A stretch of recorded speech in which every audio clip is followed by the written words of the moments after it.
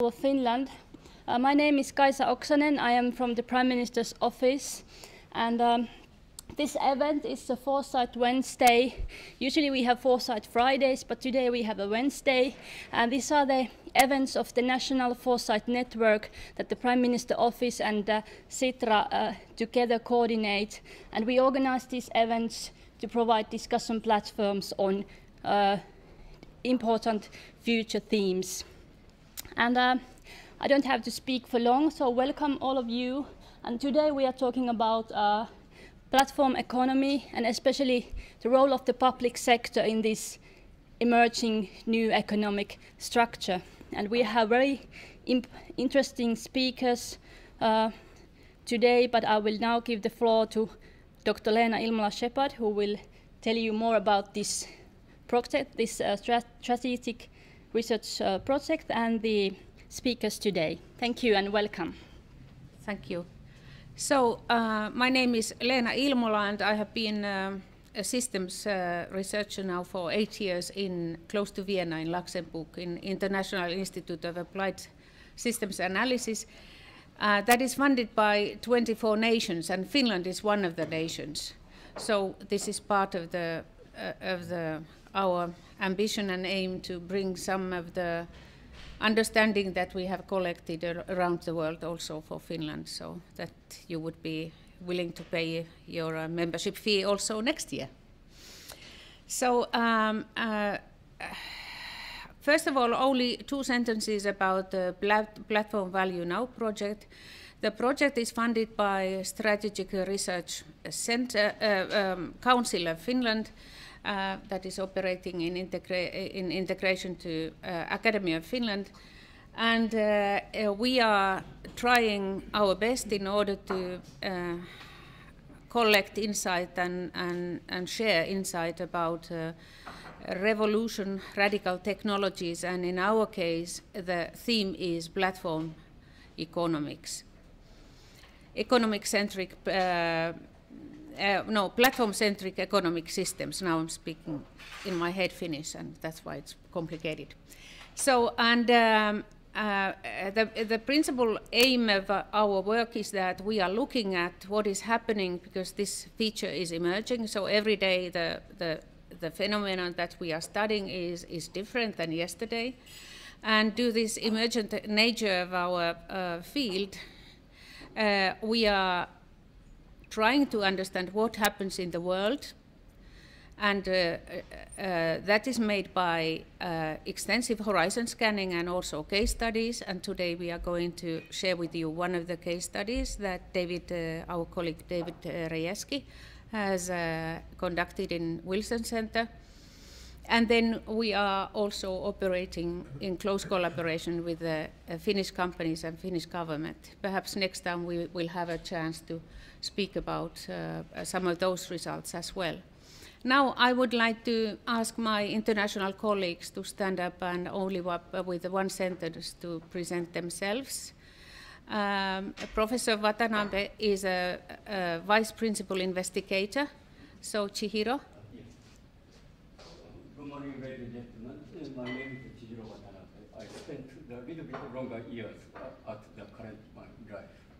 At that, I spent 26 years in MITI, Japan's Ministry of International Trade and Industry, mighty MITI, notorious MITI. And at the time, the foresighting the policy, we called the vision, that the soft policy instrument was very important, the soft policy facilities. We conducted lots of the vision, particularly the MITI's vision was 1970, was very dramatically changed, and foresighting the current state of the informatization society. At the time, there was no internet facility available, but Daniel Berg's the post-industrial society that suggested the current state. And after the 4.5 decades, today we arrived to the level. And what the subject is uncaptured GDP, how the uncaptured GDP impacting this country for the global economy in rise. Thank you, Chihiro. And may I ask Jeffrey? Hello, I'm Jeffrey Fidaway. I'm with the Imperial College London, where I actually study platform ecosystems, particularly different mechanisms for governance mechanisms, and typically in the context actually of public sector, public service delivery, and policy making. Victor? Hi, I'm Victor Berkeley from Silicon Valley, California, and I work with VTT on these platform issues. As you probably know, Silicon Valley is a hotbed currently of artificial intelligence. Some $50 billion have now been added to the VCs, and most of that money is going into software. Victor, I asked you to say one sentence why Finland should be aware of artificial intelligence, please. Well, it's a wave that's going to wash over everything. It's going to change everything. We're entering an era of exponential technologies, and certainly artificial intelligence is one of them. It's going to invade every one of the businesses, even government. And those who fail to heed the warnings will be left behind. Thank you. Nike? Hello, ladies and gentlemen. I'm Dennis Knight-Stokowski. I also work at the International Institute of Applied System Analysis, and I'm the agent-based modeling for macroeconomics, and I'm also designing an interactive game for a smart steel case for platform economy. And then Brenda. Morning, my name is Brenda Fox. I'm from the San Francisco area. I have a long history in IT management. My role on the Platform Value Now project is to translate the scientific research into a language to be able to distribute more broadly into the business arena and into the government policymakers. I also have spent the last 8 years here in Finland helping companies to look at their businesses and organize themselves to go global, and specifically aided in launching a few of your companies here in Finland in the Silicon Valley area. All right, and then perhaps Sam? My name is Dong-Sam Choi, working for STEPI, Science and Technology Policy Institute of Korea. Before I joined STEPI, I worked for Samsung for 10 years. My research interested in formulation of platform strategy and analyzing platform industry. Good to be here and see you. Happy to see you. Thank you. All right, and David? Good morning. I'm Dave Rajewski. I come from Washington, D.C., and I worked in the public sector. I was in the White House Office of Science and Technology Policy for 6 or 7 years. Left around the year 2000 and went into a quasi-federal think tank called the Wilson Center, which is the monument to Woodrow Wilson. And there I work on looking at the implications, policy implications, impacts of emerging technologies. So nanotechnology, synthetic biology, cognitive neuroscience, 3D printing. We have a large citizen science project. But most of the work is at this interface between policy and emerging science and tech. And David, now floor is yours. Oh, okay. Yes. I apologize for those listeners who are following up audio, the broadcasting, because you perhaps didn't hear all the presentations. But now on, we are going to focus on microphone. Microphone. Stay close to the microphone. Okay.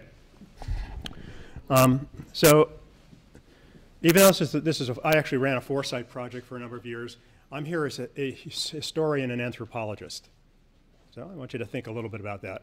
Basically, what I'm going to do is take you on a trip across 20 years of time, from a point where an idea was developed to a point right now where we have a very vibrant innovation ecosystem in the US that just raised $1 billion in venture capital in synthetic biology.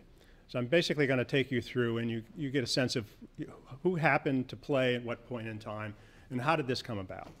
And we can think a little bit about what was important and what time. Lena already kind of explained that I'm part of this international project. I'm in the US.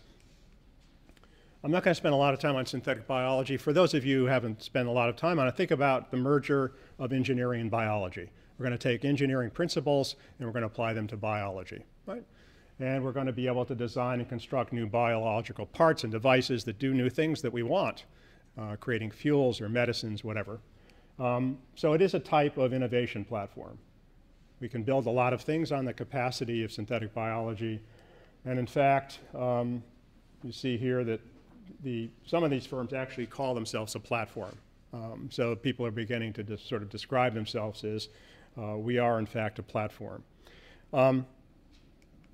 This is the growth of the firms in the US over the past few years. It's fairly large and fairly quick. The other thing that's interesting is these are the people that are investing in synthetic biology. Take a look at these people. Who are they, right? They're not biologists at all, right? These are the people that created the IT infrastructure, the IT revolution. So what they're seeing in synthetic biology is this looks a lot like computer science. This looks about basically taking DNA and turning it into a code that we can manipulate. This is about engineering. So these people have dropped an incredible lot of money into biology. They haven't funded biology before. So this is an interesting transition between those people that traditionally fund IT and engineering and computer science, and now they're funding biology. So we could talk a little bit about why this happened. 3 or 4 years ago, the investments were $10 million or so. Now they grew to $30 to $40 million a shot. Now they're approaching $80 million and more in one VC drop. So these are some of the investments that just happened over the last 6 months. Zymergen gets $130 million from the SoftBank, which is actually a Japanese investor. So you're actually seeing money moving across the ocean. Right? Ginkgo Bioworks, which is in Boston, gets $100 million to make 600 million base pairs of DNA. They're creating an incredibly large genetic library. They're going to mine for new ideas. Modern Meadow basically raises $40 million to produce leather without livestock. So if you look at what's happening, basically it's luring a lot of Silicon Valley investors. This is a fairly old article in Nature magazine, but there was about almost $600 million invested at that point in time, 24 newly created companies, and that's up from about 6 in 2012. So this is basically it's an area that's exploding, and the question is why? What's going on here? What happened? How did we get to this point in time in 2016? How did this happen, right? So I'm just going to take you back in time. We're going to go back and sort of ask the question, what happened? And the interesting thing is there's 40 countries that have bioeconomy strategies. Finland is one of them. The US doesn't have one. We tried to create one in 2012. It got squished in the political election period. It never happened. It never came out. So what you're going to see is actually something that actually happened from the bottom up. Very different from the nanotechnology initiative in the US, where we poured $12 billion into nanotech over a decade. So this was bottom up. It was largely self-organizing for the systems folks in here. This was a self-organizing system. It was an open system. It was driven by people that had incredibly powerful visions and wouldn't give them up. No matter how many times they were pushed and said, this is a crazy idea, they never stopped giving these visions up. They had to create a way for people to talk together. Biologists don't talk to engineers very well. You know, how did they pull that off, right? They had to create an education and basically a workforce that was going to do this for them. Otherwise, the whole idea would have died out. There's a lot of community and network building. It took 20 years. It wasn't a quick fix, but 20 years is not fast. It's not that bad to go from an idea to $1 billion in VC investment, right? And it took luck, right? I don't want to downplay the role of luck. Right? It actually plays a lot. So how did this happen? We'll go back to 1996. This Victorian mansion in Massachusetts, which is owned by the National Academy of Science. And it starts with a federal idea. This is DARPA, Defense Advanced Research Projects Agency. These are the sort of the people that make high-risk investments. Now, you ask the question, how does DARPA get its ideas? Every summer, they would have 3 sessions in this mansion. And people could come to DARPA and said, I've got a really great idea. And they said, if the DARPA likes it, they said, okay, go out and convince us. So people could go out and basically get a bunch of people and put them together in this mansion for 5 days and work on the idea. It's not an expensive process. Anybody could run this, right? And so they're approached by a computer scientist at MIT called Tom Knight. And Tom basically says, I want to stop using silicon for computers and do it with biology. They said, that's a crazy idea. Convince us it's worth it, right? So Tom puts together about 36 people, and they meet there for 5 days. And this is the idea that comes out. Now, this is the basis of synthetic biology, right? So you basically are combining biology with computer science. You're developing a whole bunch of tools that allow you to manipulate the organisms. I'm going to create essentially organisms that will then produce chemicals, foods, biofuels, novel materials, and ultra-fast computers. This is 1996. So they say, Tom, this is kind of interesting. We're going to give you some money. Tom goes back to MIT and builds a biology lab in the computer science building. They think this guy is crazy. It takes him actually 2 or 3 years to learn biology. He has to take courses in biology. He's a computer scientist, right? So a few years later, Tom shows up at a DARPA meeting, and he's got 8 packages in hand, right? These are what he calls biobricks. And these are to biology what a transistor is to a printed circuit. These are things that actually do things. They have properties. You can define them. You can plug them in. They can connect them. And he describes these standard biobricks. And the descriptions, the parts are gone. The descriptions are in the London Science Museum now.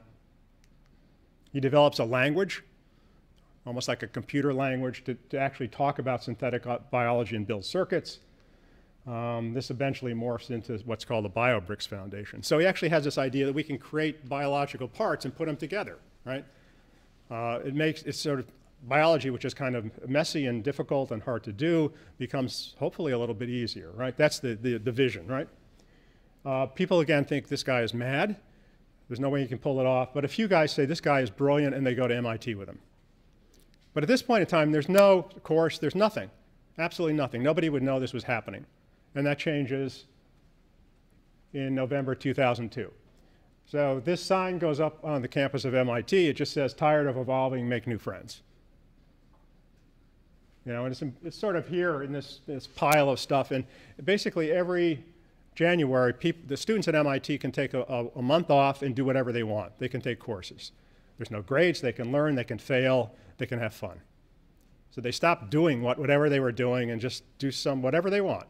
So Tom now is joined by a young bioengineer from Dartmouth. And this guy, Randy, who actually used to work for Sun Microsystems, leaves Silicon Valley and comes to MIT and says, I want to be part of this. These people have no formal appointments at MIT. They're just hanging out there. They're just doing this stuff. And they offer the first synthetic biology course to engineer what they call genetic blinkers. We're going to create genetic networks that turn cells on and off, all right? Pretty simple engineering problem. And of course, they're competing with all these other people. We got to get some students in here. And they actually get 16 students to sign up for their genetic blinker course.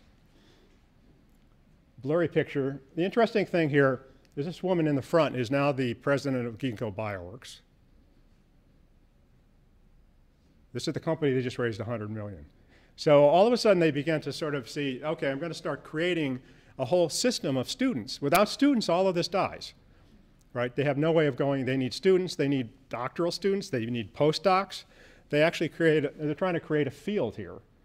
And they basically do all kinds of things, anything to get the students in. So they produce a comic book, right? Adventures in Synthetic Biology, right? Anything to get the students involved, right? Because they're competing with everyone else, right? And the students are saying, why should I even do this? Because there's no career here. Nobody will ever hire me, right? It sounds like fun, but it's going to stop, right? I mean, the students, even at that point in time, were pretty pragmatic. Okay, all of a sudden, DARPA says, hey, this is pretty interesting. Well, let's have you back here to this mansion. And so this one was essentially done by Drew Endy, who produced the comic book. He puts 34 participants together from a bunch of universities, and they basically spend 5 days figuring out how they can produce a manufacturing system that uses biology, that will scale. And they come up with the 3 basic concepts that are essentially the foundations of synthetic biology. We have standard parts. We can put them together, right, and build stuff. We can abstract from the parts, so we can actually begin to design something in our head or in a computer. And they can decouple design from fabrication. One of the basic things. We now build planes and computers, right? So they wanted to say, okay, I want to be able to design something without getting into the biology itself, and actually fabricate it. Still not much is happening. DARPA at this point is in the middle of a huge public scandal. This was after the terrorist attacks, and they get dinged because they're building a massive public surveillance system. So DARPA says, we're not doing anything with this. So DARPA pulls out. So this is the public sector that actually started this, and they say, we're leaving. We're not going to do anything for you folks now. So they're left with no money. So there's a woman that was at the 1996 meeting who's now at the National Science Foundation and says, okay, this is kind of interesting. You had these students together to have this fun thing. I'll give you $200,000 and put 6 teams together from different universities and have them compete so you can come up with the best ideas, right? So basically, this is the team in 2004. This concept then morphs into this today. So this is iGEM. This is the International Genetically Engineered Machines Competition. It now has 5,000 students. You could barely fit them in the Boston Convention Center. 300 teams, 40 countries. Finland has sending teams from Aalto. Has anyone heard of this, iGEM? So this is probably the most important breeding ground for next generation bio-entrepreneurs in the world. And last year they raised $10 million because actually you have to raise money to go there. So you went from this, which was a $200,000 investment by the National Science Foundation, to this, right? And the system is really quite subversive, right? So basically, the students come in, they can actually pull from this set of biological parts. They can make things. They can make, the one team made a sensor that allows them to actually, they changed E. coli into a way of sensing arsenic in groundwater. It's now being used in India and Bangladesh. So some of this actually produced startup companies. The caveat is every time they produce a new part, it's got to go in here. So they're actually crowdsourcing a massive set of biological parts. And it's all open source. So what happened here was the computer folks came in and said, no, we're not going to put IP on all of this. It's going to be open. And anyone can grab these parts and build stuff with it, right? At the time, Randy Retberg was running this, and at that point in time, he said, we're going to kickstart a billion-dollar industry.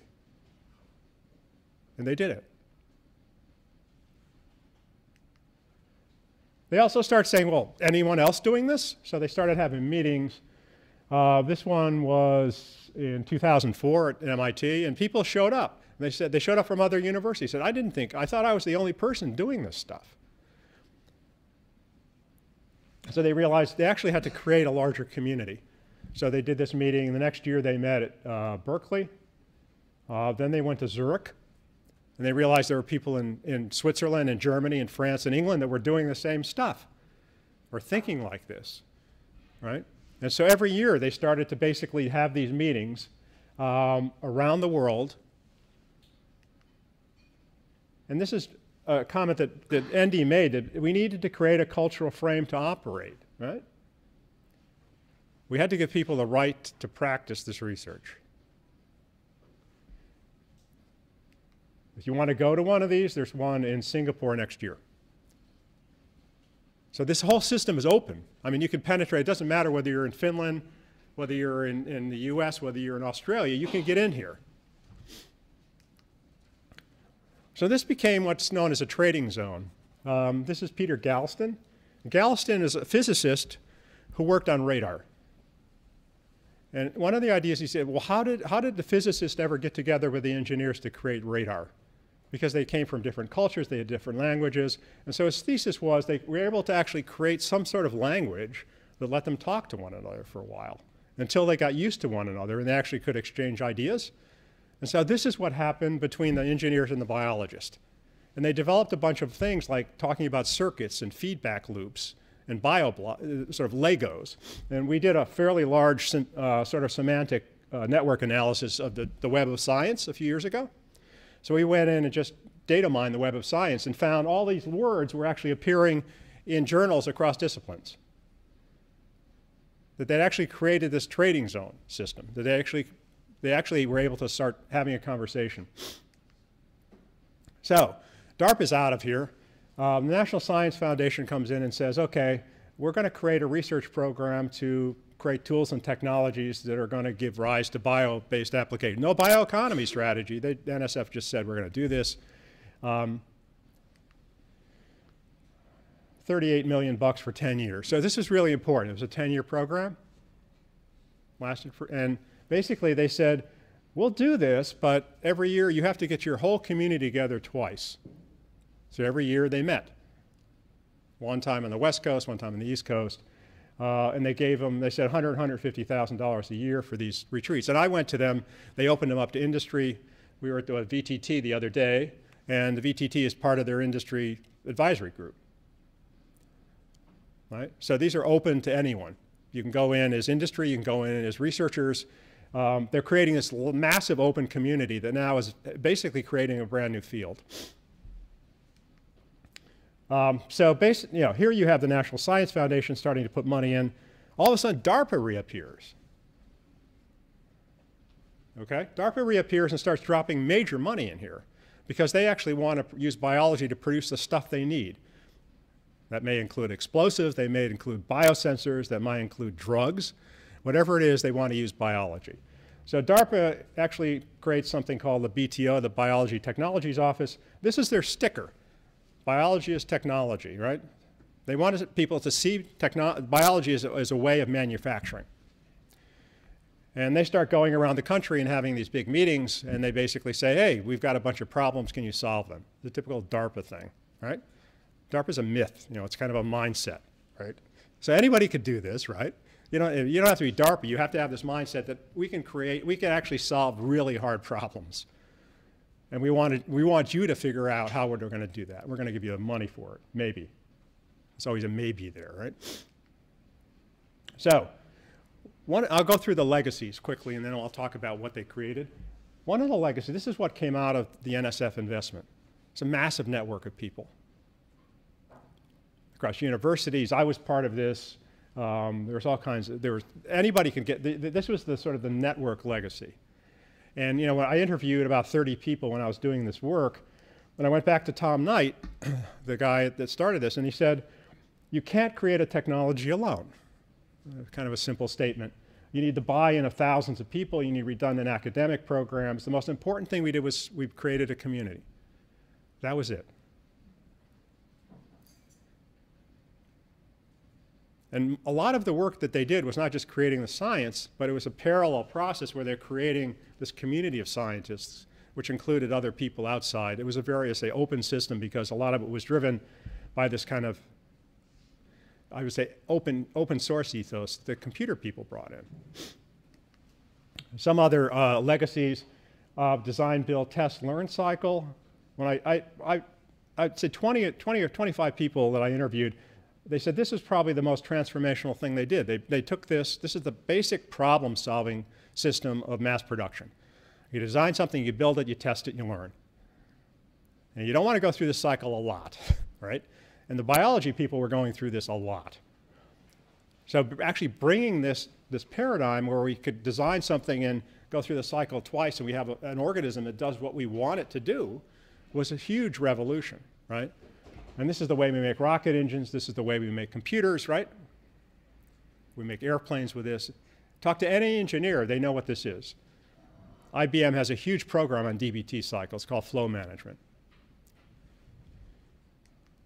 And so if you look at some of these, what they're doing now is actually putting together massive amounts of these large libraries of genetic function, and these biofoundries actually operate probably 100 times faster. So instead of going through this thing 100 times, you go through it once, and you got the product that you want. The other legacy was this parts thing. I mean, we would not have had the Industrial Revolution without standardized parts. Right? We needed screws that we could count on. Right? We needed parts we could count on. We needed transistors we could count on. And even nanotech now has standards. And that's what they did with synthetic biology. Now, the interesting thing was, how many of you played with Legos? How many of you or your kids use Minecraft? Okay. We are wired as humans to use standardized parts, right? So if you basically want to get any young people, any kids involved in synthetic biology, you give them parts, right? So this was actually a brilliant thing. Whether the parts thing really works eventually, the brilliance of this was the ability to get people, young people, sort of involved in a field that was kind of messy and complicated. No, here are some parts, play with them, make something. The interesting thing is this, the Institute of Standards and Technology in the US that does standards just opened up an office at Stanford to work on biological standards. There was an educational legacy. You can now go to grad school in synthetic biology. Before you couldn't do that. You had no idea what to do, right? This is the BioBuilder program that's run out of MIT. They basically go out and teach teachers in high schools to teach kids about synthetic biology. So they basically created a whole educational infrastructure. Okay, 2016. What do we have? Okay, on top of this network of institutions that were doing research, now you have firms. A lot of these firms are around Boston, not surprisingly. They put a lot of money into Harvard and MIT. The other cluster is in the Bay Area. The other thing that's interesting is a lot of the venture capital is moving out of Silicon Valley into San Francisco. Right? The mayor of San Francisco is very savvy and very aggressive. So companies like Twitter and Uber, Airbnb, all of Reddit, these companies are all in San Francisco now. The bio companies have moved across the Bay into Emeryville. And right here, there are 3 companies within 3 blocks. Right? And I asked them, why are you there? Right? Well, we know each other. But the main was, we need computer scientists. Right? They need to be near people that can grind big data. Right? And the interesting thing is they're a few blocks from Pixar animation studios. Right? Some of the best computer scientists and programmers in the world go to work for Pixar.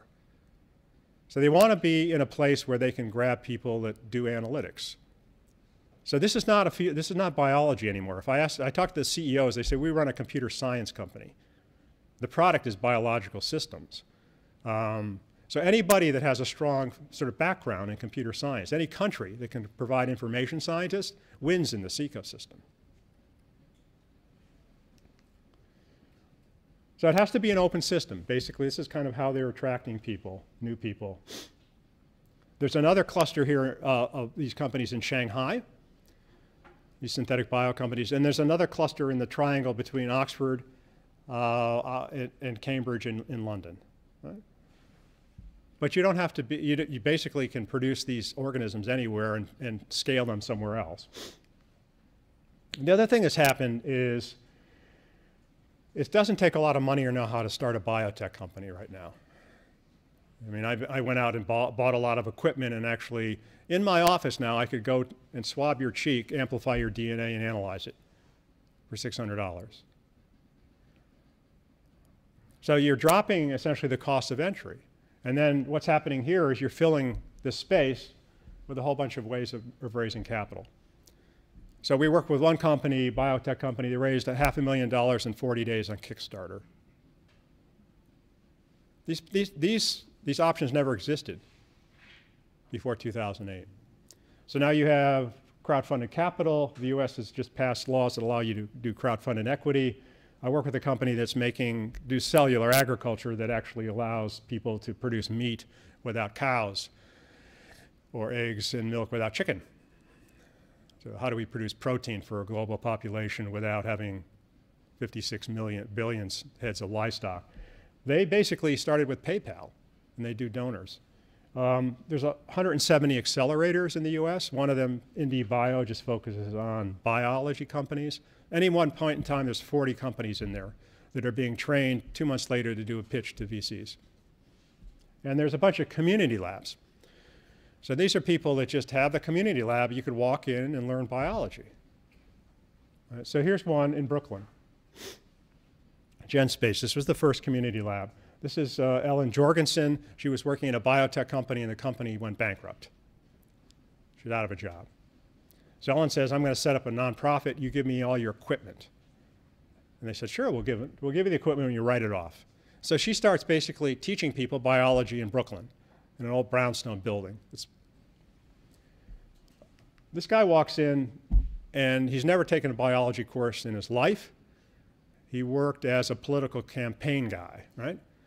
And he gets in there, and she says, you got to learn how to pipette, right? How many people have pipetted, right? Okay, not fun, right?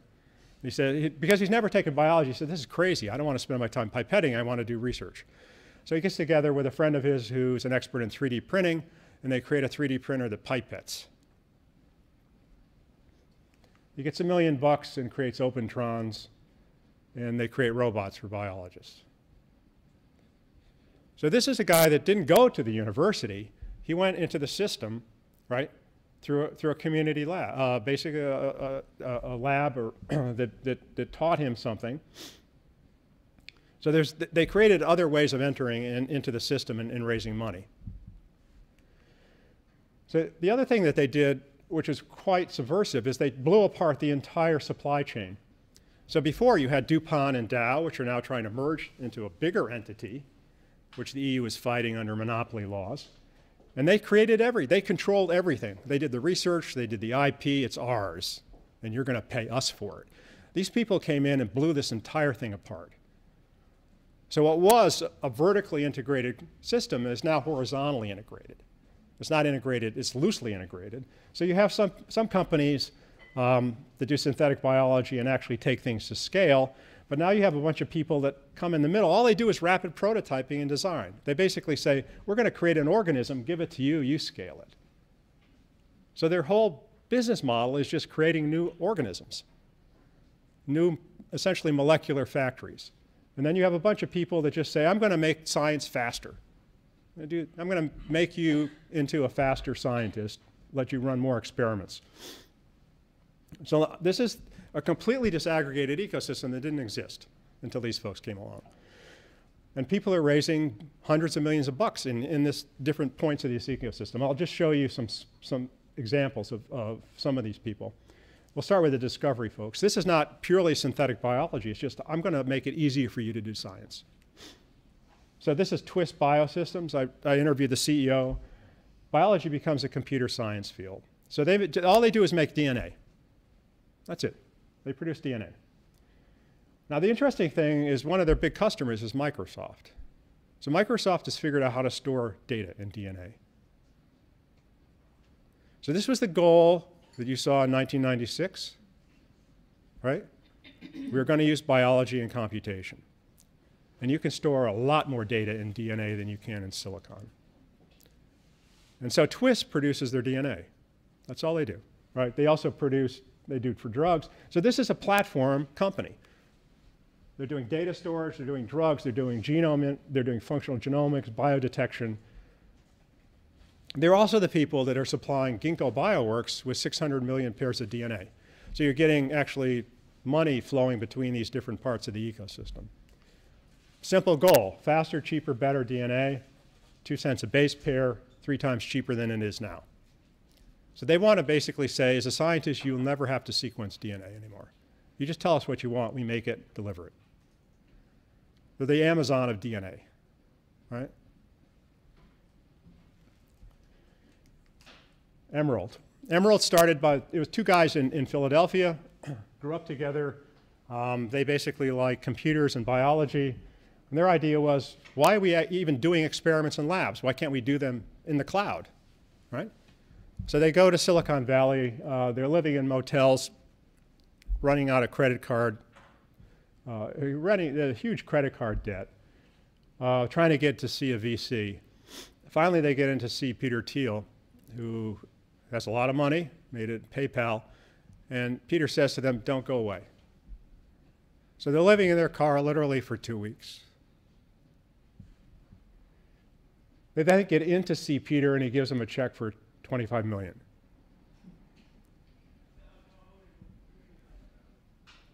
So basically, the whole concept here is we're going to take and put science experiments in the cloud. You tell us what you want to do, and this thing is running 24/7, constantly, right?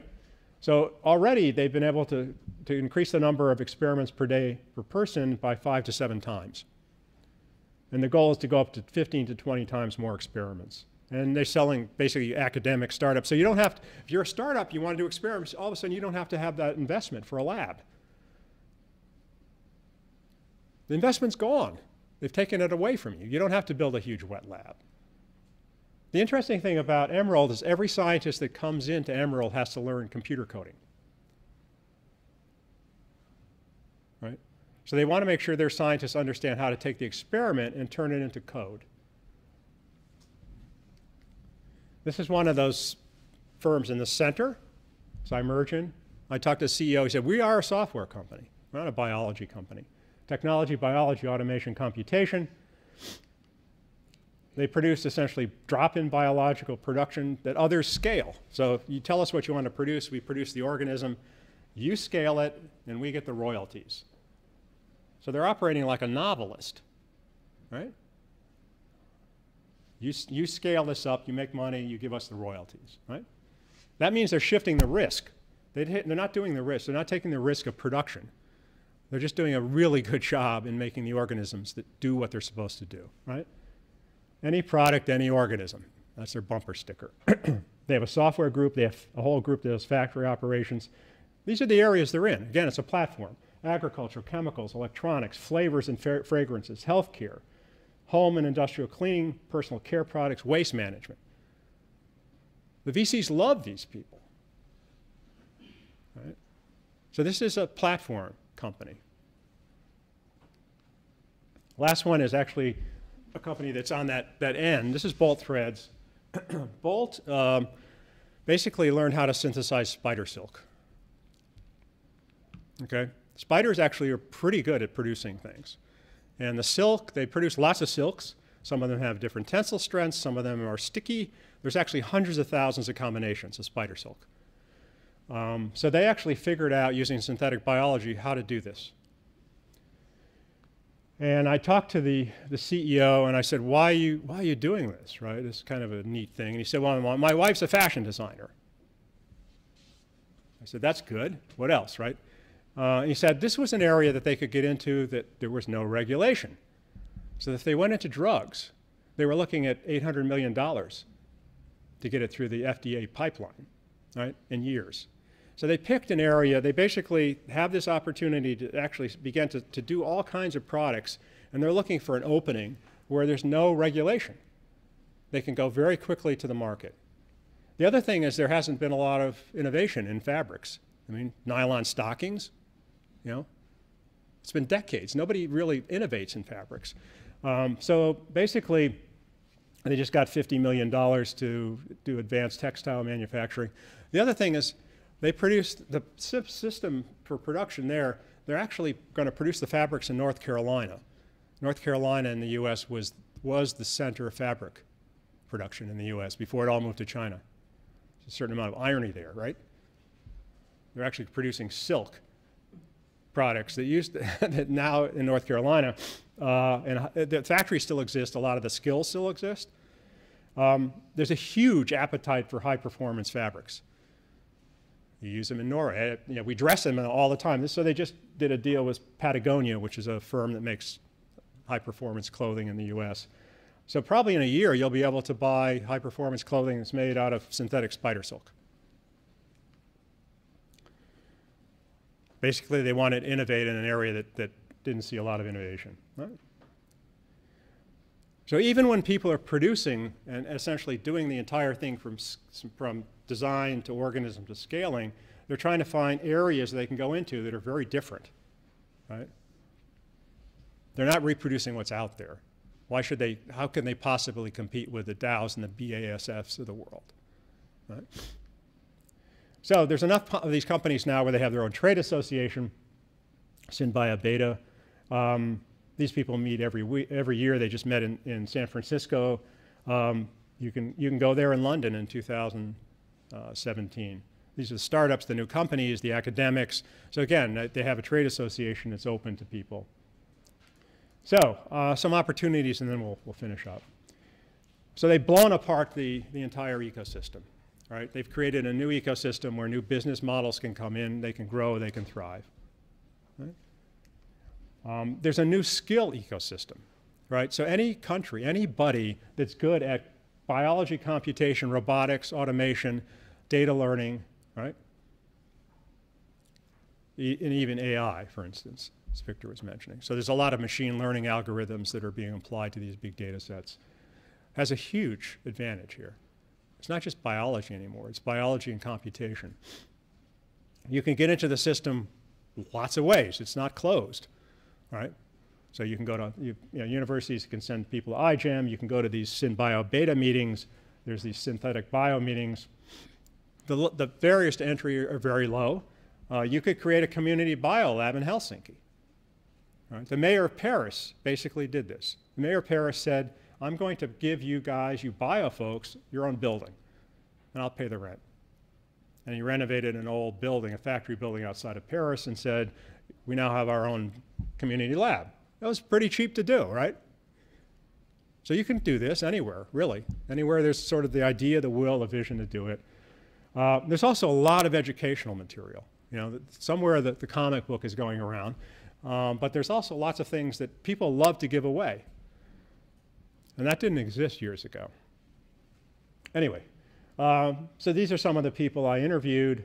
I'm producing a paper out of this, which you'll be able to read, which is more of a story or narrative. You'll notice that most of these people are under 35, except for Jack here, but they almost all studied with these people.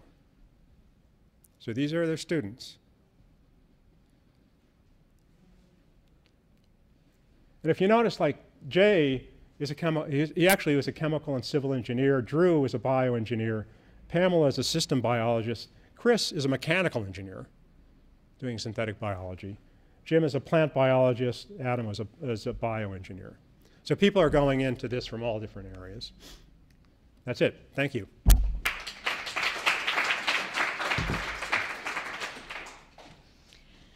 Isn't he great?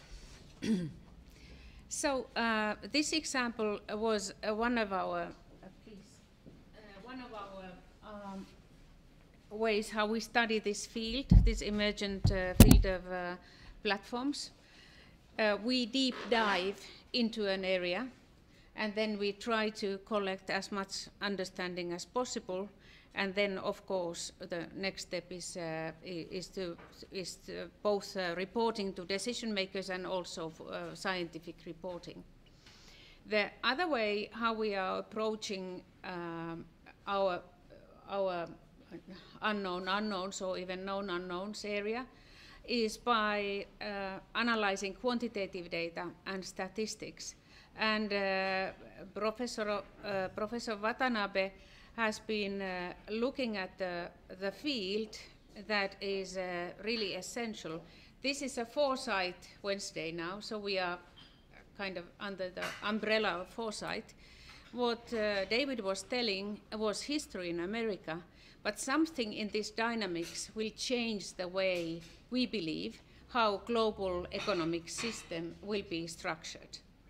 And now one of the challenges here is that in the worst of the cases, governments will lack totally tax revenue. That's not a minor issue for Nordic welfare societies. So, Chihiro-sensei, would you please come and please make notes about the questions you want to ask. Today the theme is government or public sector role in this process. So please, let's discuss about this. But all of these three presentations will kind of give some kind of light to the discussion. Yes, thank you, Rina Iramano. My presentation this morning focused on the platform ecosystem impact on GDP. That's our subject within the PVN, ambitious PVN project. And particularly this morning, I focus on increasing dependency on uncaptured GDP that has gaining the popularity worldwide.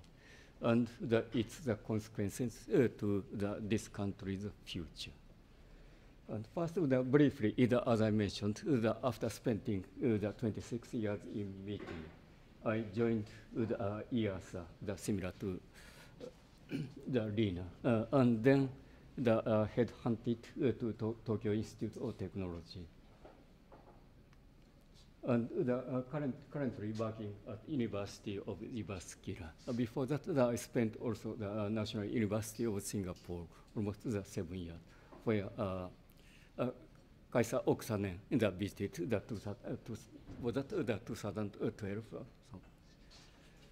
And on the basis of these experiences, I would like to conduct a comparative analysis of the uncaptured GDP. The first,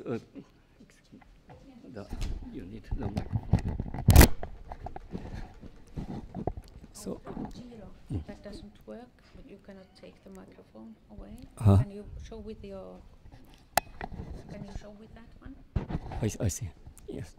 So this business the table compared simply is a development strategy of the world the ICT, information communication technology, the leading the countries.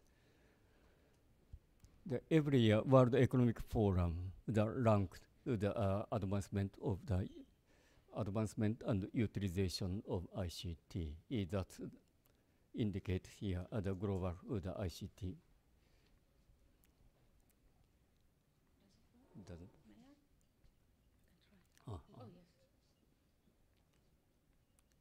Sorry.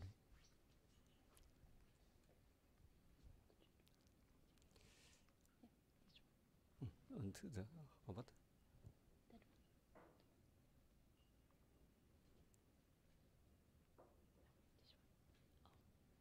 Oh, Chihiro, if I can show if you tell. I see. Not only. That's back. So this compared the Finland and Singapore as one of the leading the ICT countries, as indicated, the top one, and followed by Singapore and other Nordic countries. And both countries has very significant similarity. The population size is the same for 5.5 million, and the income level is also the same. And also both countries focus on the advancement of education and the ICT. However, if we compare these leading countries, quite comparison by the GDP growth rate, while Singapore enjoys extremely high GDP growth rate, similar to Israel. However, if we compare the other dimension, the happiness and welfare, while this country enjoys world the higher the happiness and the welfare level, while Singapore, contrary to its rapid high GDP growth, suffering the low level of the happiness and welfare that we call the choking society. Therefore, our natural interest is what sources that are contrasting these two ICT leaders. In order to elucidate the structural sources leading to such contrast, this simply is compare the co-evolution of three mega trends. We realize that the current new stream of innovation, as a consequence of the co-evolution between the advancement of ICT and the paradigm change, and also the people's preferences shifts.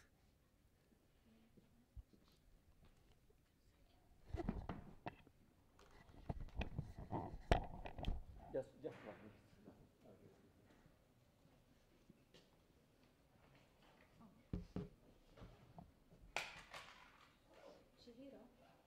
Brenda has one.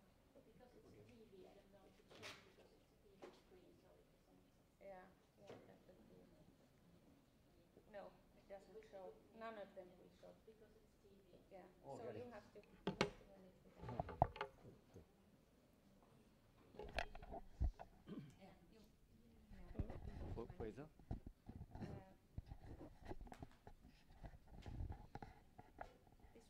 This. Yes.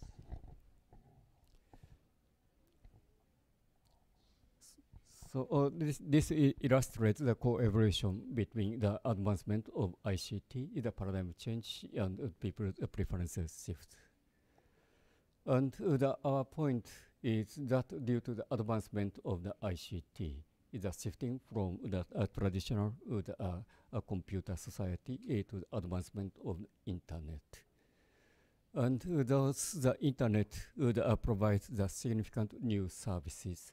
However, they cannot be captured by the traditional GDP accounting, leading to uncaptured GDP.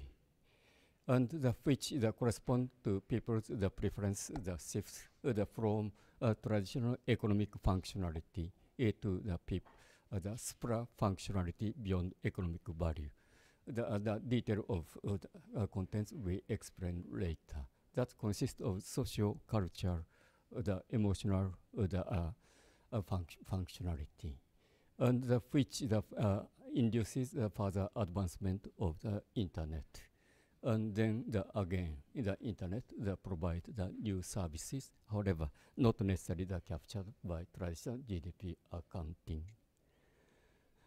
And given a clear contrast between Singapore and Finland, we realized that while Singapore still clinging to the traditional ICT, the capture GDP, and in order to maintain the certain level of GDP so as to secure the job opportunity. Contrary to Singapore, Finland shifted from the external co-evolution supported by advancement of the internet that enabled the higher dependency on uncaptured GDP, and which correspond to the people's preferences shift from economic functionality to socio-cultural, emotional functionality. And such is the concept of uncaptured GDP as gaining the popularity worldwide, as demonstrated one of the typical example. That the first is the economist, the special issue for this subject, and also that is very significant issue also in Japan. Japan's the Ministry of Information Communication Technology also in its this year's white paper focused to elucidate this subject. And here, briefly explain the dynamism why such uncaptured GDP emerges. This is based on Tyler Cohen, the U.S. economist, bestseller, The Great Stagnation. While the ICT is increase in ICT stock provides lots of new functionality leading to the higher value, leading to higher prices. At the same time, the majority, the core of such ICT stock is governed by the internet. That incorporate the specific nature as the freebies, the easy copying, the standardization, leading to the declining the prices. Consequently, the prices of ICT declined after overcoming the certain threshold. And such is the price decline, as the macroeconomic suggests, correspond to the marginal productivity of ICT, and which is the core source naturally is the ICT's contribution to GDP growth. Therefore, Tyler Cohen very clearly explained the trap in ICT advancement. In other words, the two-faced the nature of ICT. Translate now? Yes. Yeah, I'm hanging around here because I want to summarize Chihiro's slides so that in Finnish. So because I find this so important.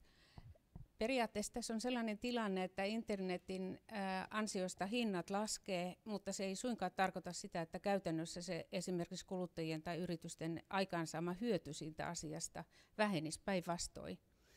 Mutta ongelmana on tietysti se, että kun me käytetään Google Mapsia joka päivä, niin siitä ei synny suoranaisesti sellaista rahallista transaktiota, joka näkyy sitten Suomessa bruttokansantuotteessa.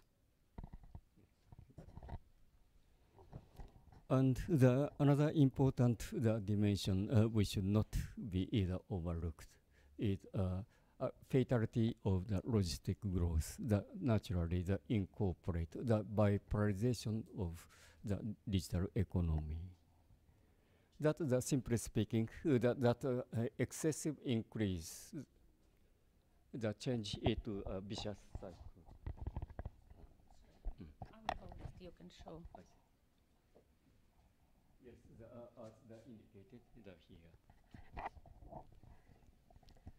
This is the fatal nature of the advancement of the digital economy, given that it's the growth that depends on the logistic growth. And this busy figure illustrates the consequence of such bipolarization. That's the consequence of two-faced nature of ICT, as I mentioned. The file advancement of ICT contribute to the changing, enhancing its price by increasing new functionality development. The dramatic advancement of the internet tend to decrease the ICT prices due to freebies, easy copying, and mass standardization, among other things. As a consequence of such the two-faced nature of ICT, the advanced economies suffered a vicious cycle between ICT advancement and marginal productivity decrease. This ironical contrast between the ICT advanced countries which can enjoy the virtuous positive cycle as the ICT advances which they enjoyed the GDP growth, as the high school textbook suggests. However, those ICT growing country unfortunately has no resources for ICT advancement. Therefore, that ICT resources should be either transferred from ICT advanced countries, thereby it contribute to their GDP growth. And those ICT advanced countries can harness the bigger of such growth from ICT growing countries. That's we call the important concept of the co-evolutionary acclimatization that harness the bigger of the counterparts.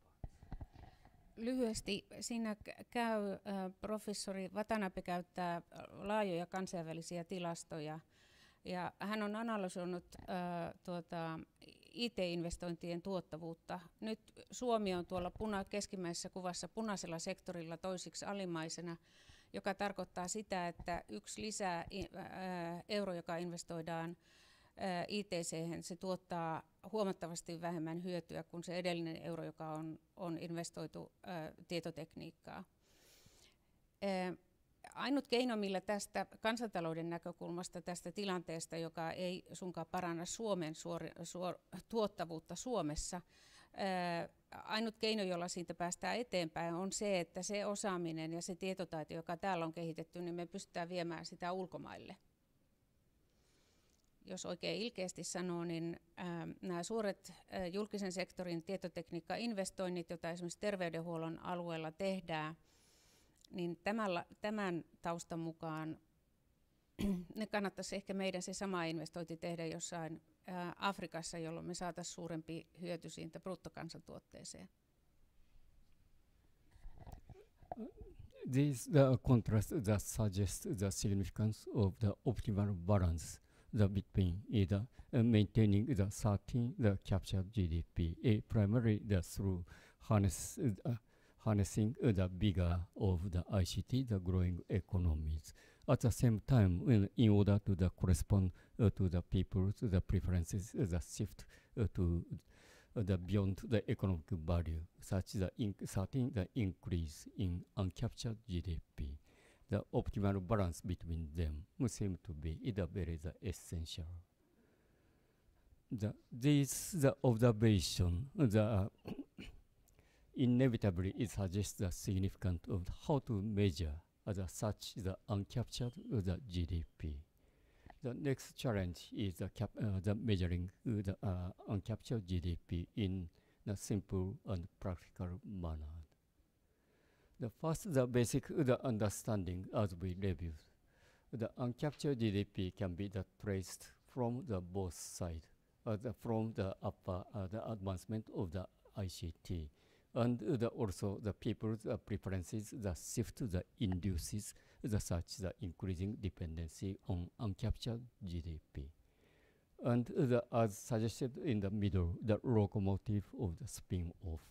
Both could be either engine in the emerging the ICT uncaptured GDP. With such is understanding.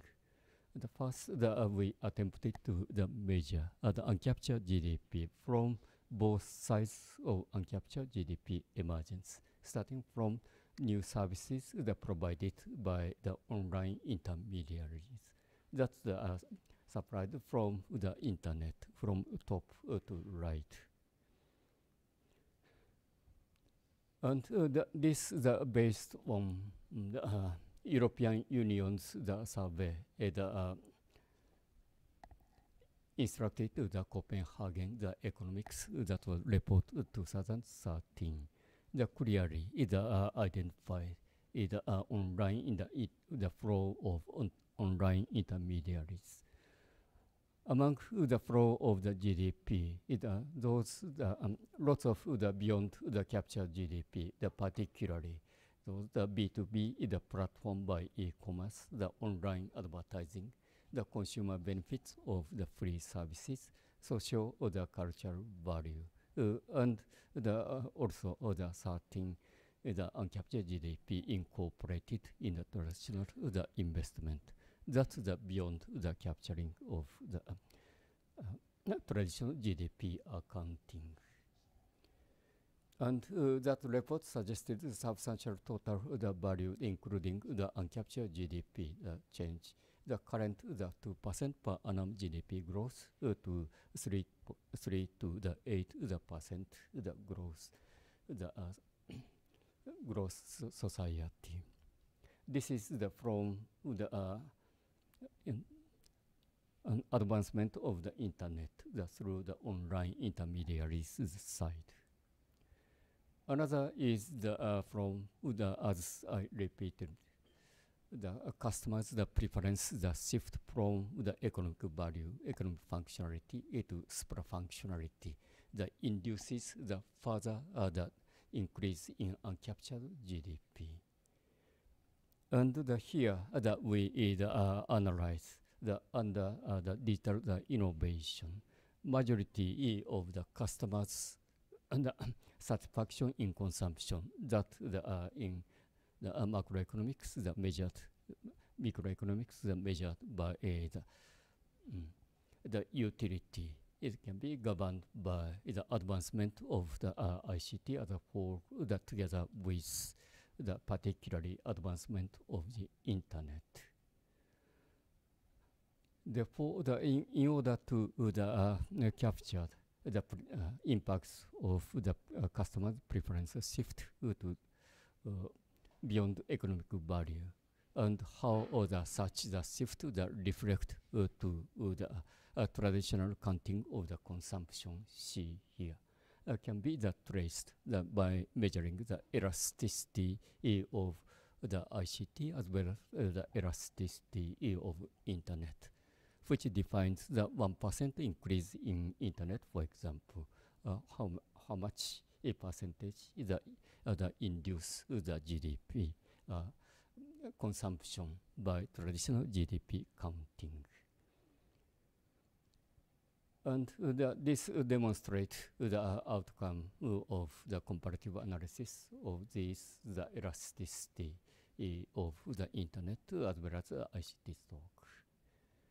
And while Singapore demonstrates extremely high elasticity, that means the customer satisfaction reflects the consumption in terms of the traditional GDP, while Finland and other countries which is demonstrated the lower level of elasticity. Demonstrate those customer satisfaction lead to the consumption.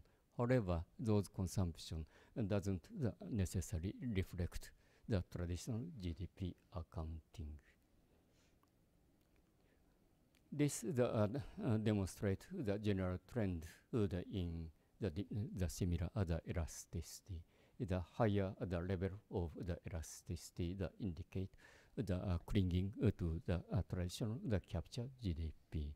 The while lower level is not necessarily captured by traditional GDP, leading to uncaptured GDP.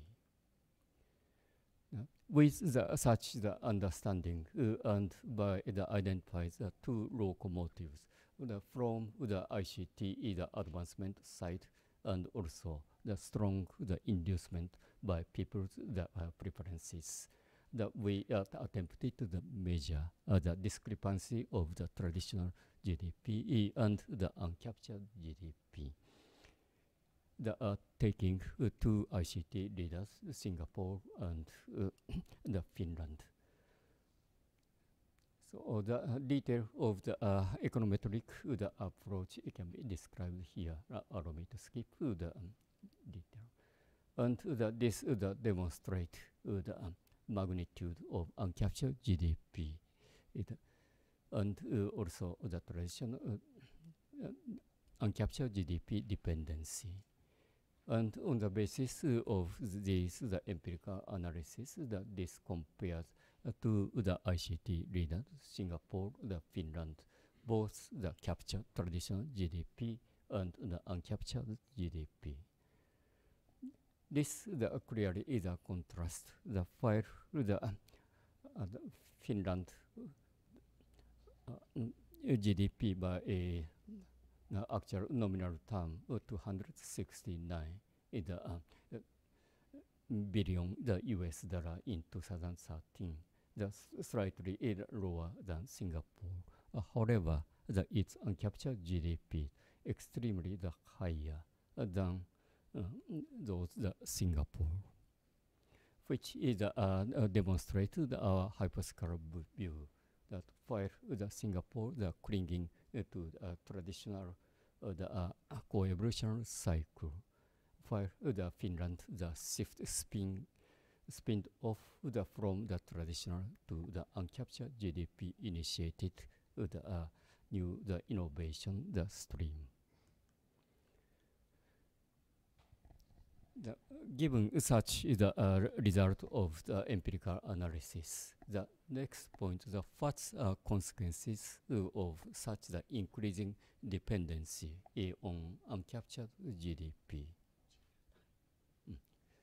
So we have pointed a couple of noteworthy points. The first, the shift to the new mega trend, as demonstrated from the internal to the external. That was the case of Singapore, while the case of Finland, while Singapore clinging to traditional co-evolution.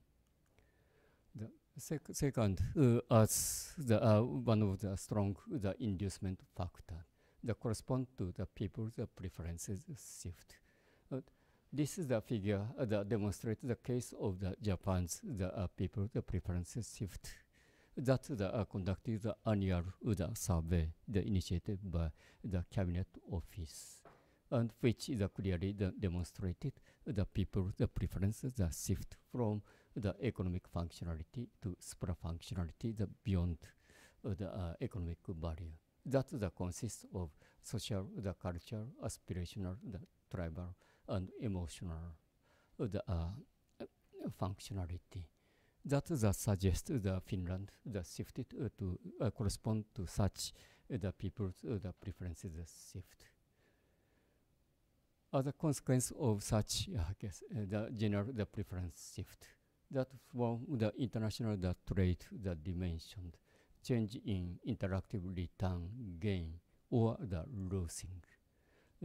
That can be simply compared by taking the ratio of GNP or GNI per the GDP, which demonstrates while Finland gaining return from the abroad, because the export of such supra-functionality satisfies the market preference in abroad, while Singapore export losing the popularity, resulting in losing the gain. And next is such emerges the disruptive business model, which demonstrated the music and audio visual, and also the ride sharing services as the Uber. That totally correspond to such phenomena as demonstrated in national level. And this is rather the touchy issue. There should be lots of exercise and debate. Given such differences in the dependency on uncaptured GDP, primarily emerged from advancement of the ICT. That one of the discussion is imposed to ICT phase and the use for the supra-functionality. Such a kind of exercise is expected to be conducted. And last, the consequence is repeating the preceding slide, the optimal dynamism, harnessing the vigor of the ICT, the growing economies, by making the optimal balance, both sustaining the captured GDP and uncaptured GDP. And all of these analyses are published. And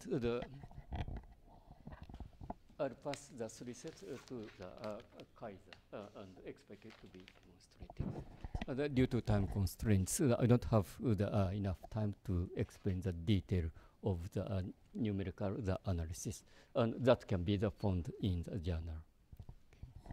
Thank you, Chihiro. Mä täydennän tähän sen verran, mä en ehtinyt ihan tuohon väliin. Jos kärjestää hieman, niin Chihiron ratkaisu tähän bruttokansantuotteeseen, näkymättömän bruttokansantuotteen ja verotuksen suhteen on se, että verotetaan IT-investointeja, näitä, jotka eivät lisää kansallista tuottavuutta, ja sitten verotetaan sitä vientituloa. Ja tämän takia hän sanoi siinä, että tämä aiheuttaa varmaan jonkunnäköistä keskustelua varsinkin ICT-alueen yritysten keskuudessa. Thank you, Chihiro. Yes. Yeah.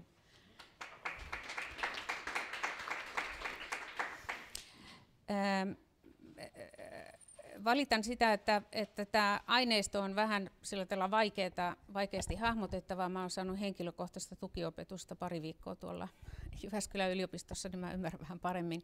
Mutta koska tämä aihe oli niin tärkeä, varsinkin me ajatellaan tulevaisuutta, ja kun me katsotaan tätä tulevaisuutta pitkällä tähtäimellä hyvinvointiyhteiskunnan näkökulmasta, niin tavalla tai toisella meidän täytyy löytää ratkaisu tähän ongelmaan, joka meillä nyt on tällä hetkellä.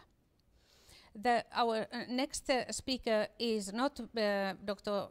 Byung-Won Park, but it's Dr. Byung-Sam Choi from STEPI from Korea. This his presentation represents the 3rd type of case studies that we are running. So you know that platform economy is really emerging, and that means that everything is changing every day. And in order to capture something useful that would be useful for Finnish national economy and also for Finnish companies, it is essential to anticipate the future as well. And now we have asked our colleague Sam to reveal a little bit of the ways, different ways, how public sector is supporting platform development in Korea. Please. It's a great honor to be here, and I'm going to talk about Korea's policy for platform economy for about 10 minutes.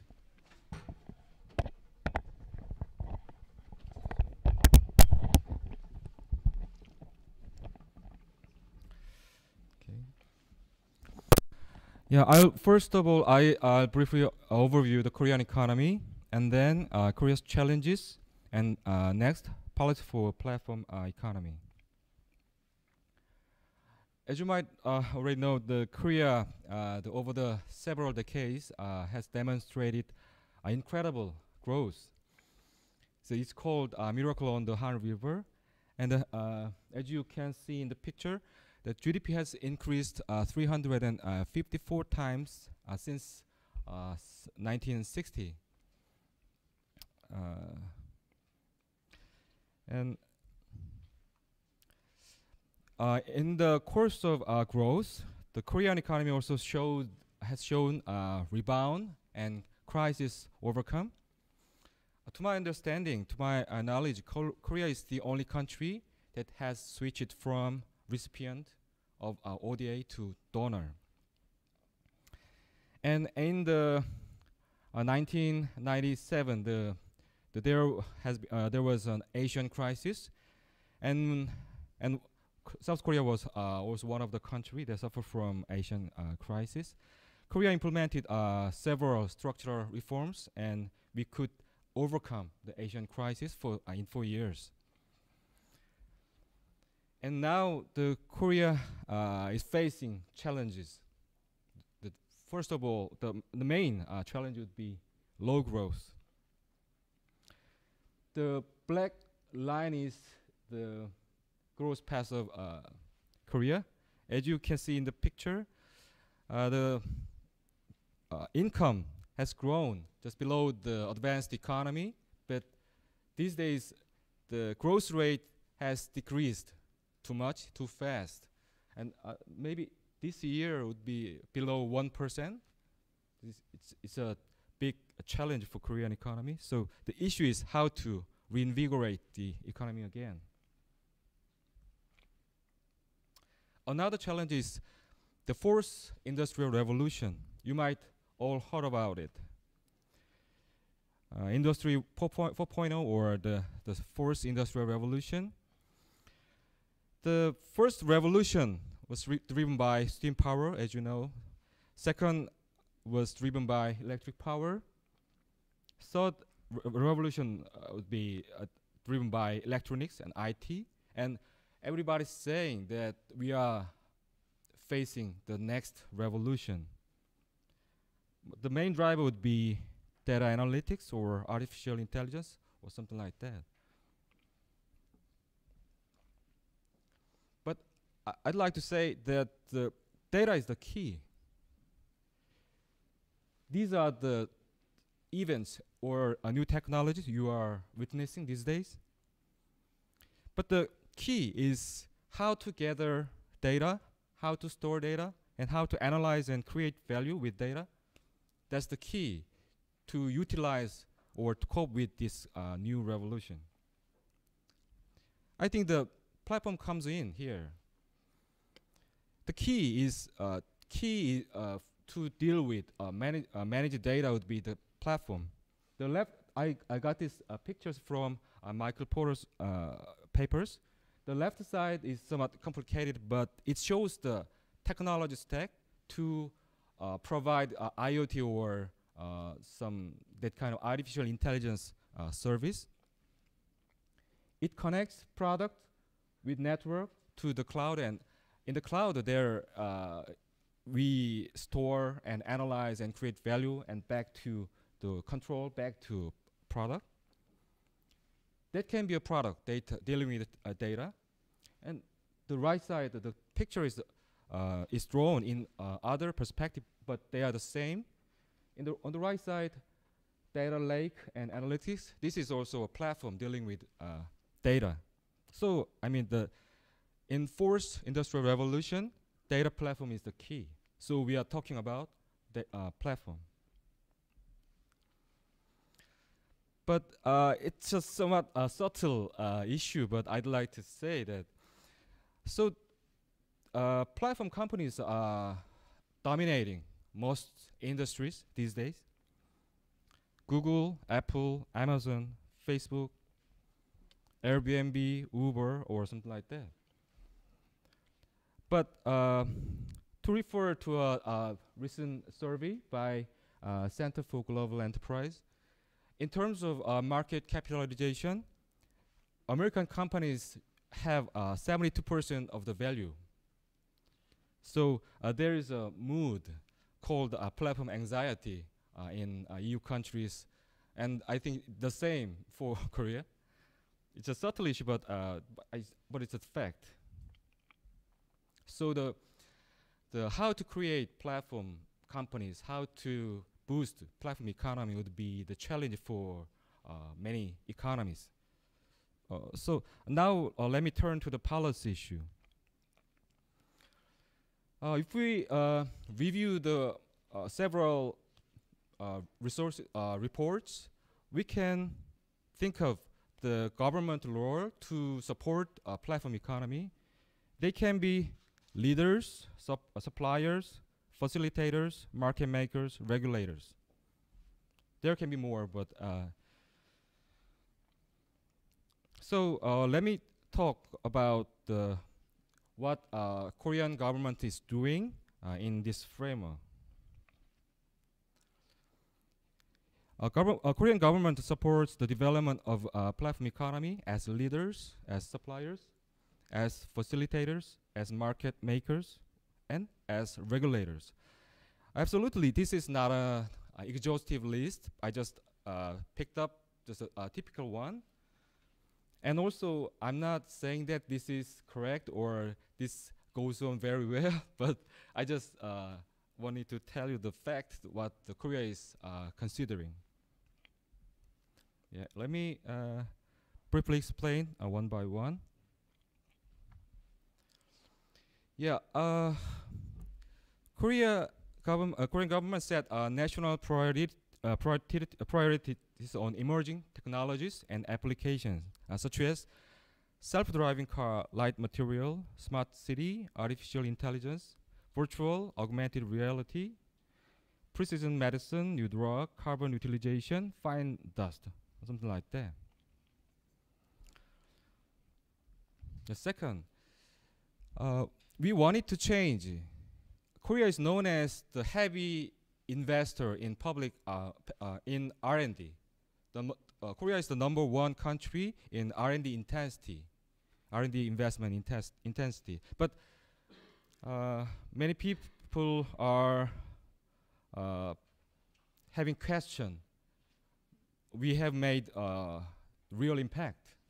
So the Korean government wanted to change the national R&D and is conducting an experiment of how to maximize the participation of citizens to the every stage of national R&D.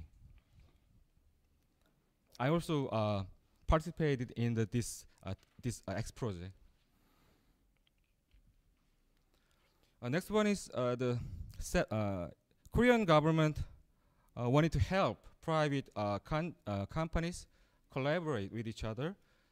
As a result, one outcome was 7 companies set up the AI Research Institute. There's some critique about this, but I hope we can make something. The next one is the test beds. Korean government wanted to be a market maker, so established test beds for smart home, smart grid, smart healthcare, and smart car. Yeah. Also, we have several problems in doing this kind of things, but I hope we can make some tangible result. Finally, the government sector was a success factor in Korean economy when we made growth, but these days it's a kind of obstacle. Many people think of that the Korean public sector is an obstacle or some negative factor. So the Korean government is conducting an experiment of relaxing the regulation to boost new industries while minimizing the risk of side effects. So that is the South Korea, and that is the reason, and choose 2 industries per reason, then remove all the regulation, like self-driving car or medical service or something like that. That's a very challenging experiment. Okay, so that's all I prepared, and there would be similarity and differences. So you can compare, and I hope you draw some implications. Thank you.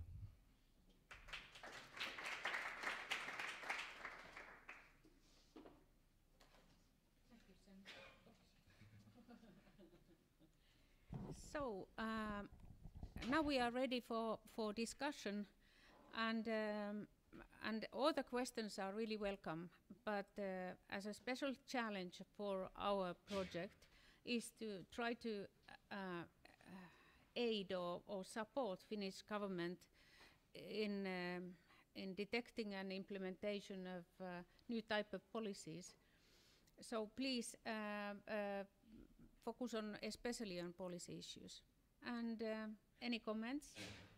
Who would like to start? Hey, do we have to have a microphone for the person that? Can you also repeat the question for online? Yes, I will. I'll try my best. Yes. Antti. Okay. Question to Professor Regiski concerning the government role. You mentioned that government agencies or institutions like DARPA and most recently National Standardization and Technology Institute joined forces in building the ecosystem. I would like to ask how important is this participation of the National Standardization Institute in the operations, or could this standardization proceed without the government role? And if I'm allowed a question related to the private companies, there was Emerald Cloud or something like that company, and it seemed that you can conduct this synthetic biology development completely without touching anything biological. Is that the case? Was the biomaterial ever touched even by subcontractors, or can you do all these calculations in the cloud? So there were 2 questions. First one was that, if I remember. About standardization. Oh yes, yeah. What is the role of public sector required in the standardization? And then the second question was that is it really true that Emerald is able to produce you do all the experiments without even anybody touching anything biological stuff? If I can expand my first question, so DARPA and NSTI joined forces, but were you missing any other government agencies or government policies to support the development of synthetic biology? So only DARPA and NSF were named, but were there some other government institutions? Would you like to come here to respond?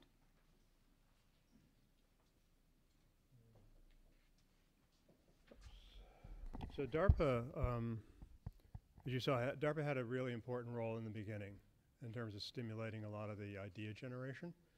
The National Science Foundation actually had a role, I think, in actually funding the project over a long period of time. This 10-year investment was really important. And that investment is now stopped, but they've actually extended it now and given them money just to continue meeting So they're not funding a lot of the research anymore, but they're funding them to continually meet.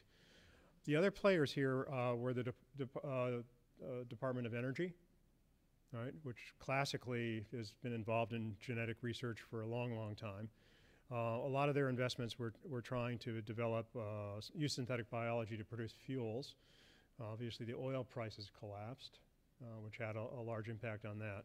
So, and then there's the regulatory people, right? The Environmental Protection Agency, the Food and Drug Administration, the regulatory frameworks that all these products have to go through.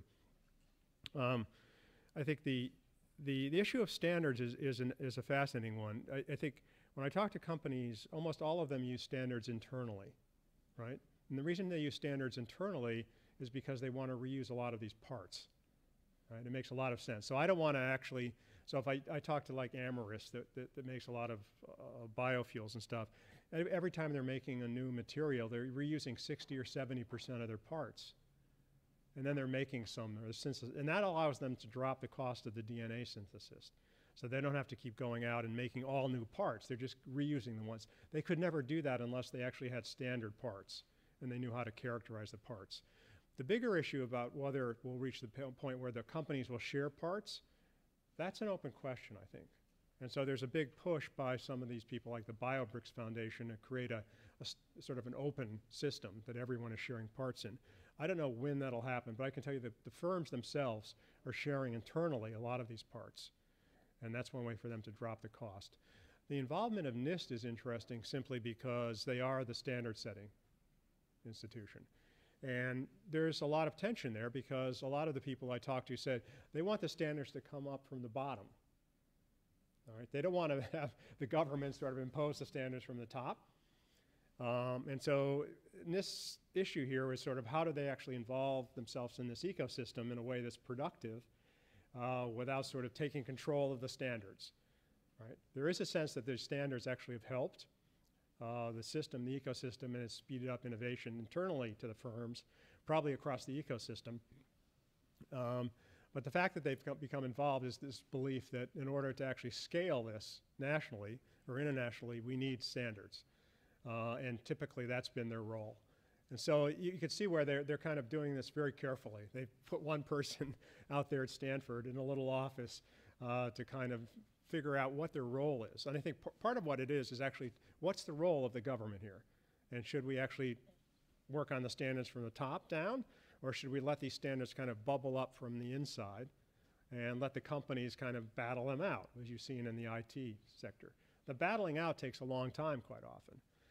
So that there's a lot of issues about when that happens. The whole system there is, the standard system is obviously, I think it's a very interesting approach to do biology, to actually have these standardized parts. It drops the cost enormously for the firms, and you can go to any firm and you don't have to argue with them because there's a long history of standards help our R&D process, they help the innovation process, they help us communicate across the internal production and value chain. The issue is what happens when you go outside. And there's this BioBricks Foundation that's sort of, their motto is biology and the public good. So that there's this whole group of people on the outside that says, we don't want to lock this into intellectual property and patents. We want to have this whole kind of large repository that everyone can pull up, sort of pull the parts up, create something, and then patent that, right? So let's actually have an open source system. We pull the parts together, we produce something that's unique to our company, and we can patent that. And that's worked in the IT. We saw that with MP3 players. We saw that with, basically, otherwise everyone locks the patents up, and it's hard to do that. So I think the standard thing is in flux. It's an interesting thing to watch. I think DARPA NSF was important. The White House was important to a certain extent, but there was no huge strategy like we had with nanotechnology, where the U.S. invested $12 billion over 10 years, and there was a congressional act, there was enormous amounts of money went. This was really, I would say, a bottoms-up thing, which really stunned me. It's sort of like these people did this kind of on their own, and you could see in this path where things could have fallen apart quickly, right? DARPA pulls out and there's no money there, and somehow the National Science Foundation gets involved. And then DARPA comes back in, and then NSF pulls out. So I think that the public sector played a huge role here, right? But it wasn't something that was super coordinated. So that the thing was, it was not a coordinated dance. This was like jazz, right? It was like people sort of improvising as they went along. And a lot of it was driven by these people that just had this vision and just went out and tried to convince other people and other agencies to give them money, and they were actually pretty successful. Right. Thank you. Yes? I just had a follow-up question for David. So would you say that the story had been significantly different if the public sector hadn't been involved? So the question was that would the story have been very much different if public sector wouldn't be involved, if DARPA wouldn't invite those guys to the magnificent mansion for a week? I think it would have taken longer. Right? I think it may have happened, but I don't think it would have happened as quickly, right? And part of the problem is you had people with very interesting ideas, and one of the roles of the government, I think, in the public sector is to legitimize them, right? That somehow DARPA stepped in and said they made these ideas legitimate. The fact that these guys, they had no appointments at MIT. MIT is an institution with enormous credibility, gave them legitimacy, right? MIT didn't have to do that. They gave them space. Essentially, they created a skunk works. There's a long history of skunk works, right? Where you put people sort of in a place and let them. So certainly, I think it would have happened. These people were incredibly persistent, but it wouldn't have happened as quickly, and it could have broken down at any point in time. And the interesting thing was with these three guys, really, because they didn't have any appointments, they had no academic credentials. Really, they were fellows or research engineers. When they went to NSF, they had to go to Berkeley and get themselves involved with tenured professors, because NSF wanted to see the tenured professors. And that's how they actually got a sort of a group of people together by that time, and were able to go to NSF as, we've got all the tenured professors lined up. But MIT was very, very kind to these folks at a time where they had no bioengineering department there. So it would have happened slower, it might have happened a little differently, but I think the public sector did play a big role in legitimizing the field, right, and saying this is an important field.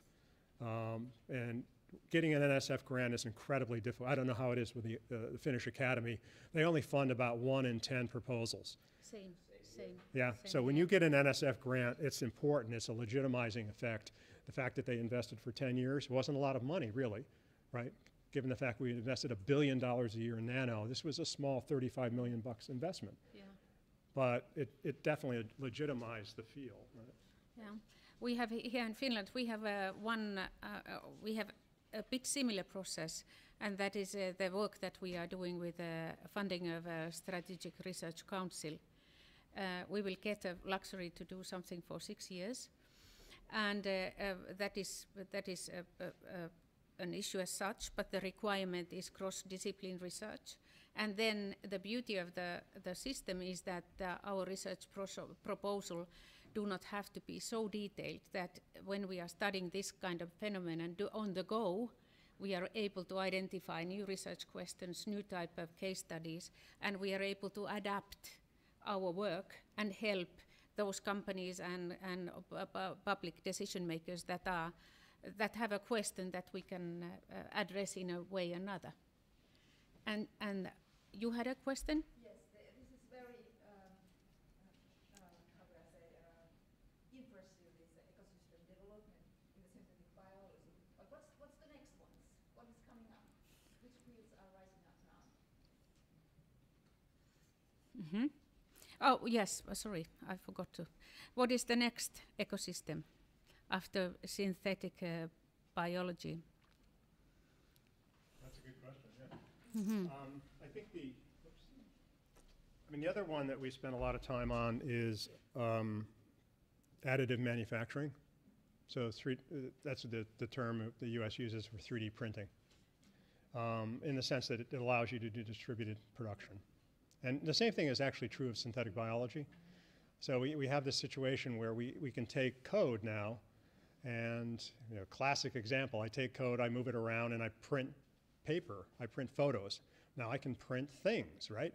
I can take the same code and I can print DNA or organisms. So we have this large infrastructure where we're moving code. We can put the code in the cloud, and we can pull it down and print lots of things. So I think this whole issue of expansion of distributed manufacturing is a very interesting one. It's very different than the Internet of Things, right, where I'm just moving information around. So my thesis here is that the next industrial revolution is not cyber-physical, it's cyber-biological, right? It's the information applied to biology. Because once I actually download that organism, I've created an organism that can produce other things, right? It's not just 3D printing.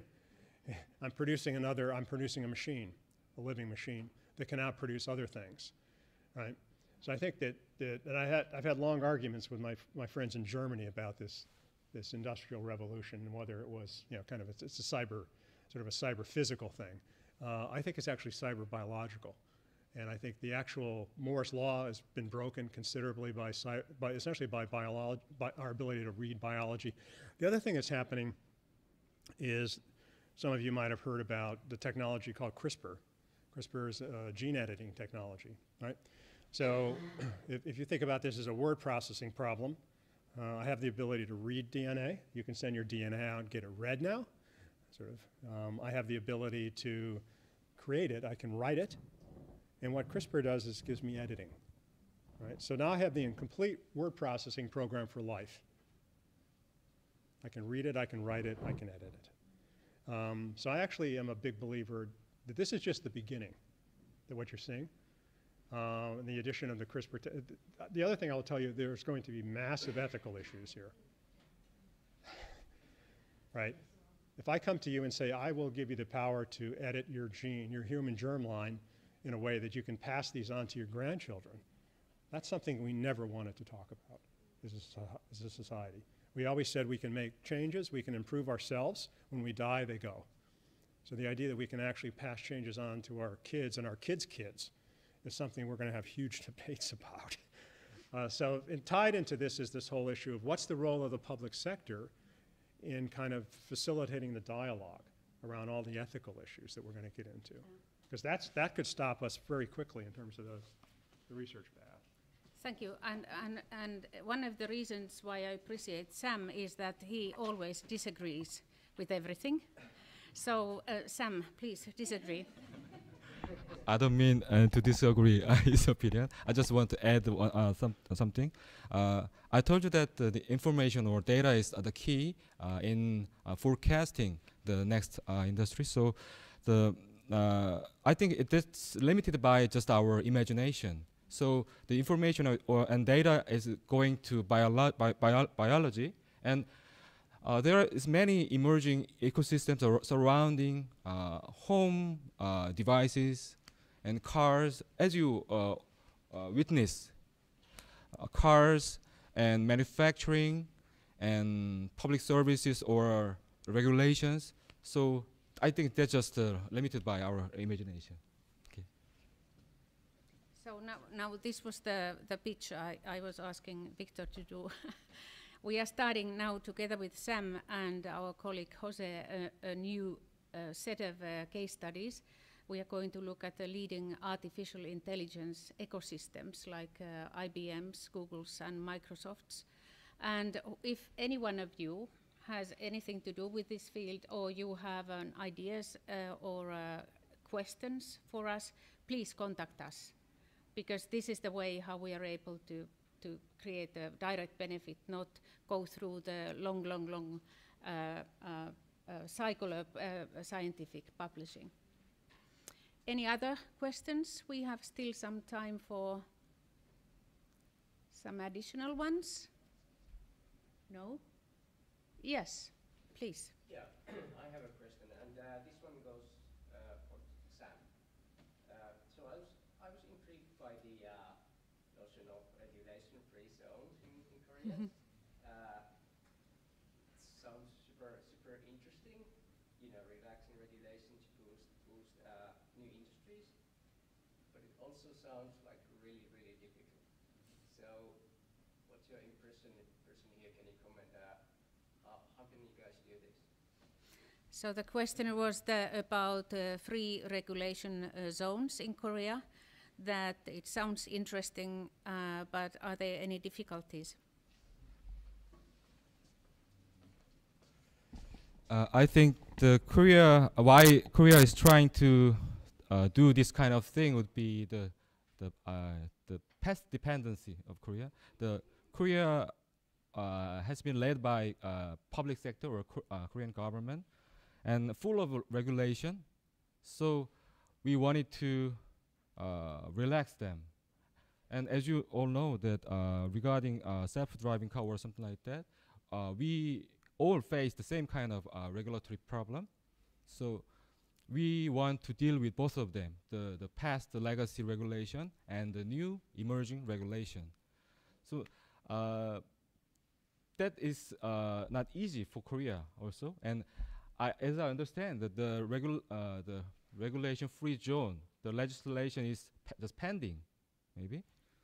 So we need to try to, but what I wanted to deliver to you is Korea is trying the new one, regarding regulation. So I think we can learn each other. Thank you. I would like to continue on this topic, regulation. We saw the maps where Korea is establishing these regulation-free zones, and they seem to be surprisingly large. You have a complete province covered by individual regulations. And I would imagine that in Finland we might have difficulties in establishing so large zones because that would sound like unconstitutional. It's not equal between provinces, and you might have difficulties at the borders of the provinces if you can drive autonomous cars here and then come to the border of the province and you have to stop and turn around. Or maybe some other problems that does this idea have some kind of a tradition in the establishment of special economic zones where you can establish industry or factories with certain custom privileges, or is it this completely different idea now that because it's so expansive? Yeah. Antti Eskula asked that the areas of these zone areas seem to be pretty large, and in Finland it would be a problem with the constitution, for instance, because the different districts or regions are not equal anymore when they have different regulation. So does Korea have a kind of a historical background in economically or other ways free zones? I don't know why the Korean regional government set that kind of wide area. I don't know why, but as you know, Korea has a big population, so everywhere there are many people. So, and also, I think it's kind of a competition between regional government. We want to grow some industry, and other regional government want to grow industry. So that's kind of, I mean, just rule setting, some kind of. You do this and you do this kind of thing. So I think that that's the question of the implementing. If we set the area wide, it could be somewhat hard to implement, take time. And if you set the region somewhat compact, then it will be more easy to complement in real world, I think.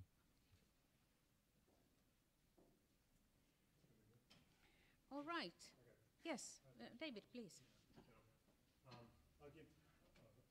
I'll give you a different story about why you actually could win by regulating. In 1976, the little city of Cambridge near Boston became the first city in the world to regulate biotechnology. And this was after recombinant DNA research. People were kind of scared. They didn't know what was going to happen. And I talked to the people there that set the regs, and they worked with the community. They actually did all kinds of public meetings, and they decided we're going to essentially provide some kind of regulatory structure for biotech. And the Chamber of Commerce, all the people in it said, you're crazy. You know, no one will ever come here. And right now they had, all of a sudden people started moving to Cambridge. One of the major Swiss biotech companies actually moved to Cambridge. And they started interviewing the people and they said, this is the only, nobody knew what was going on, whether it would be regulated or not regulated. And so this was the only kind of place in the world that gave the businesses essentially some sense of confidence and predictability. So a lot of times what businesses want, right, especially in emerging areas, I mean, I think with emerging technologies where people haven't figured out the regulatory system, public perception is in flux, they don't know whether the public is going to reject this or not. They actually won by regulating. It wasn't really stringent regulation, but it was something that was negotiated with the community. That was really important. And right now they have 50 biotechs and companies inside Cambridge. But people moved in. It was counterintuitive, especially in the US where we have this don't regulate anything kind of philosophy, right? So I think it depends to some extent. I think when you're dealing with emerging technologies that raise all kinds of new issues in terms of safety or in terms of ethics, regulation is not necessarily a bad thing as long as it's predictable, right? Right. I think that's the other thing is they put it in place and it was something people said, we understand it, the community understands it, and it's predictable and we can live with this system, right? So there's this tension between, you know, opening up the zone. The other times, a lot of times, what people are not, they're not regulating the industry, they're regulating the tax structure, right? And that's the other way you create these zones. You change the tax structure around to give people benefits. So I think it was an interesting story, and when I first heard it, I didn't believe it. But then I went back and talked to the people that actually created the system, and they said it actually worked.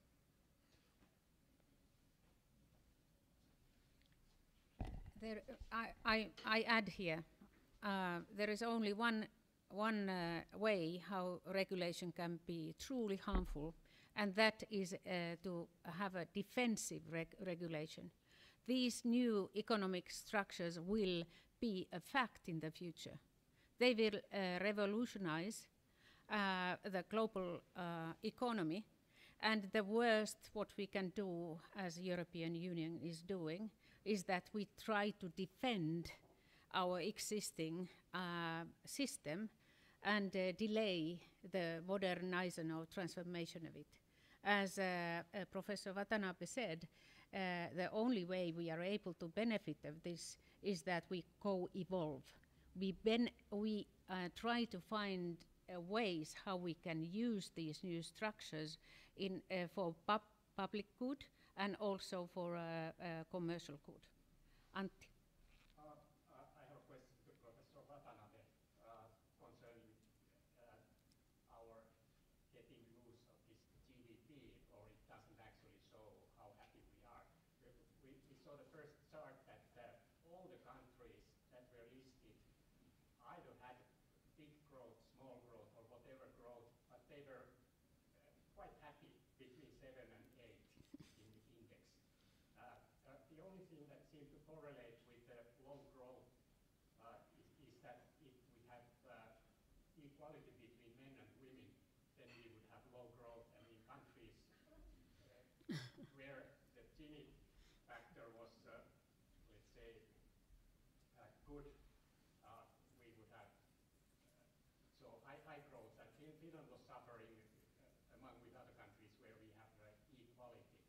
Equality. So I'm now wondering whether the GDP is measuring the right things at all. Should we get rid of the current way of measuring GDP? What can we get instead? What would you call the Yeah, I'm afraid that the Gini index is also measuring income equality, so not only gender equality.